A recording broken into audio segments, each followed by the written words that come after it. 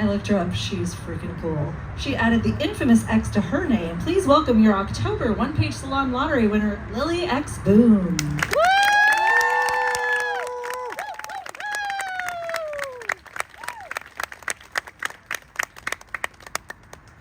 Hi, welcome. Hi. Oh, you were the one making the scared faces about the questions. Yeah. Are you feeling better now? A little bit. Do you want that microphone a little closer to your face?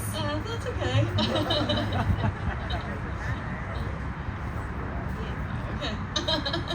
Okay, so I did Google your grandmother and total rabbit hole today while I was supposed to be doing other things. Amazing. Do you want to can you just tell a few words about her, because I think it was pretty impressive.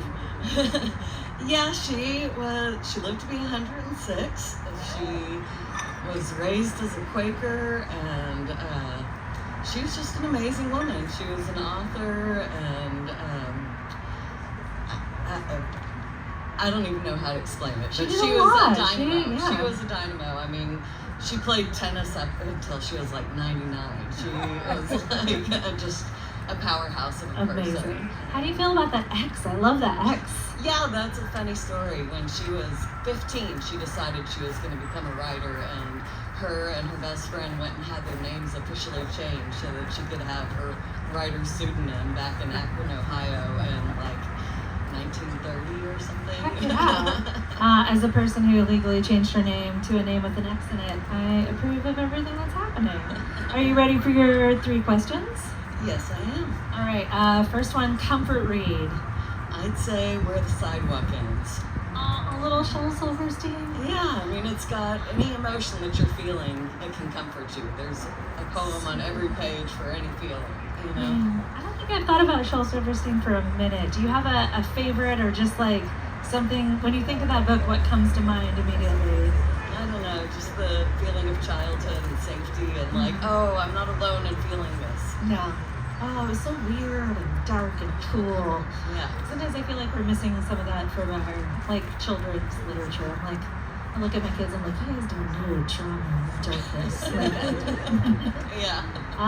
Okay, second question. A literary character that you'd like to be, or you'd accept to be, stranded on a desert island with? I'd say accept to be. I couldn't really think of anything, so I came up with Raylan from Elmore Leonard, just because I figure he would take care of business. Oh yeah? Tell us a little. You got some fans over there. Tell us a little more. Tell us why. Well, he's just always taking care of the women in his life, no matter what, and he will do anything to get the job done, and he's not... He'll tell you a funny story, but he's not going to ramble on and drive you crazy, you know? He's just going to do what needs to be done and make sure everybody's taken care of. To quote the amazing, creative Paris Hilton, that's hot. Third question. I forgot it for a second. Oh yeah, your favorite unfinished project. I feel like you've got one, unless you're like Jamie, who finishes everything she writes, and she's amazing. We all aspire to be like her.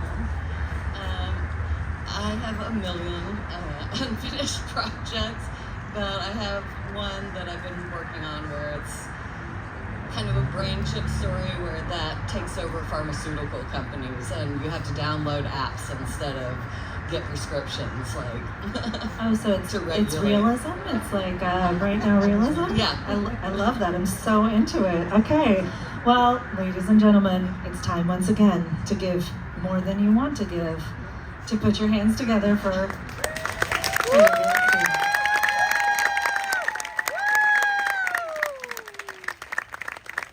Okay, so this story takes place in 1950. It's about my dad, about 25 years before he met my mother, and it's just kind of a blip in time about one of the trials that eventually brought him to Austin and brought him together with all the people, iconic people that made Austin this magical and strange place that I grew up in. So, here we go. I have to take off my glasses because I need bifocals. The oppressive light of the Texas sun glared through the warped window. Only a layer of dust eased the harshness. The phone rang. It was Patsy. Fletcher, you're coming to get me soon, right? We need to talk without our parents hovering. "Don't worry, be there in a minute." Fletcher looked in the mirror, combed his hair, straightened his tie. He was leaving this bumfuck town. He was excited to get the heck out and wave goodbye to this wretched wasteland, the reek of petroleum and sulfur. There was no hope or growth, just a few sad mesquite trees covered in vicious brambles and angry cacti that made him feel like the very ground was looking for a fight. This place was meant for a different breed of person from him. He had never fit in, even as a child. The town members that it worked for were determined to suck the oil from the brutal red dirt, pitiful tiny pumps and backyards of desperation. The people here didn't care about art or music. He didn't imagine they ever thought about the world beyond their next paycheck or swig of whiskey. Sure, he had fond memories, the sizzling sound of his mother frying okra, the chemical smell of his aunt's art studio, football games, losing his virginity at the drive-in, and the blissful ignorance of childhood. It was just enough to make him reminisce, but not enough to make him worry about missing it. Wichita Falls never felt like home to him. He would never belong. He was ready to graduate and get the heck out. His aunt had been his mentor. She was the only one he truly cared about, the only one who saw him completely. A magician with color, a painter and a printmaker, unlike anything in any of the art books at the library. Her unique vision and style fascinated him. It broke his heart that people didn't understand her vibrant blocks, spots, and kaleidoscopes of color. He had been both sad and relieved when she had left him for Florida to teach graduate school. She couldn't possibly make it as an artist here. Maybe she could there. When he began to flounder, she had pressured him to push through so he could leave for college. She promised there would be others like him, interesting, curious people. The professors would encourage questions rather than just paddling him for asking.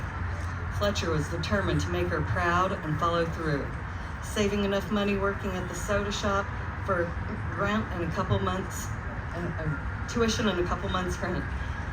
Fletcher was going to be seen. He could leave the pretending to be normal for the sake of this repressive hillbilly town behind. Artist, musician, journalist, he didn't care what happened. He wanted to meet Steinbeck, Harper Lee, Pollock, and Rothko. He wanted to see Thelonious Monk paint the keys of his piano. He'd make a life among intellectuals and hepcats. He would finally express himself and show who he was, let the world see the beauty that danced in his mind, a beauty this place could never grasp. Thinking about it made him vibrate with anticipation. It gave him more sparkle than 3 beers and Patsy in her cheerleading uniform. His mind reeled, and he couldn't stop grinning with images of Patsy bopping up and down, the Chrysler Building, the smell of chicken fried steak, and jazz cigarettes all feverishly dancing through his mind. Leaving his memories and thoughts in the mirror, he left to pick up Patsy. She hung on his every word, and he sure liked talking. Patsy had been good to him. She was fun, witty, and intended to stay here and farm her family's wasteland. It seemed insane to him. He was fine with their nearing Still, he was fine with their nearing separation. She was a bit of a hick, not the kind of girl you take to New York. She waited by the street as he got out of the car. "Fletcher, before we go, I have something to tell you." She had a frightened, nervous look. His chest tightened. She gripped at his sleeve. This was serious. Her lip quivered. "I'm pregnant." He couldn't breathe. It couldn't be true. His throat closed. This would ruin everything. Immediately, he hated himself for thinking like that, but he had to leave. He wasn't prepared to be a father. He was 18 and never even knew his own father. Panicked, trying to figure out how to stay decent and still get the fuck out of town. Everything went white. He was in shock. Then it came to him out of nowhere. Feeling separate from his body, he looked at her slowly, terrified, and stammered, Well, I guess I'll join the Navy. Hopefully we don't go to war with Korea, but it'll cover the expenses."